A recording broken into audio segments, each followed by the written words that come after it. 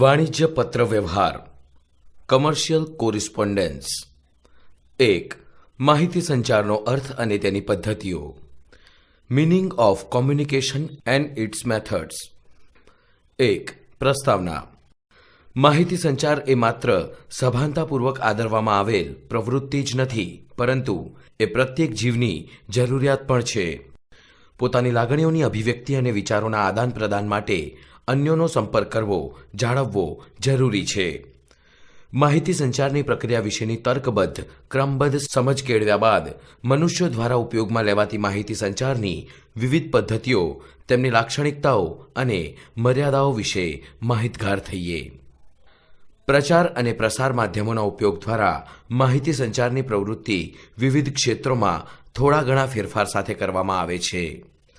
સામાજિક, સાંસ્કૃતિક, વ્યાપારિક અને સાહિત્યિક પ્રવૃત્તિઓની વિવિધ હેતુસર કરવામાં આવતી આ પ્રવૃત્તિમાં સામ્યતા છે અને ભેદ પણ છે.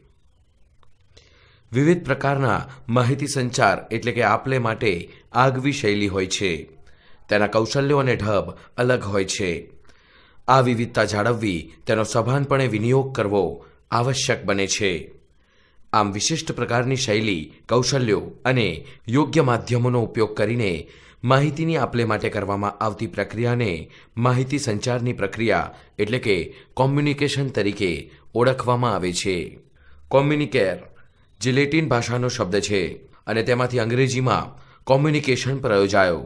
આ શબ્દનો અર્થ વહેંચવું એટલે કે ટુ શેર, આદાન પ્રદાન કરવું એટલે કે ટુ એક્સચેન્જ, આપલે કરવી અને ભાગીદાર થવું એટલે કે ટુ પાર્ટિસિપેટ એવો થાય છે. વાણિજ્યિક માહિતી સંચાર એટલે શું? માહિતી સંચારની પ્રક્રિયાનો ઉપયોગ વાણિજ્યિક હેતુ માટે કરવામાં આવે તો તેને વાણિજ્યિક માહિતી સંચાર એટલે કે કોમર્શિયલ કોમ્યુનિકેશન કહેવાય. વેપારીએ બે જૂથોના સંપર્કમાં રહેવું ખૂબ જરૂરી છે. તે જે પ્રકારનો માલસામાન વેચે છે તેનું ઉત્પાદન કરનાર અને વિક્રેતા એક જૂથમાં આવશે, તો તેની પાસેથી માલસામાન ખરીદનાર તેનો ગ્રાહક વર્ગ બીજા જૂથમાં આવશે. આ બે જૂથના સંપર્કમાં રહેવા માટે પત્ર મહત્વનું સાધન છે અને તે દૂત પ્રતિનિધિ સમાન છે.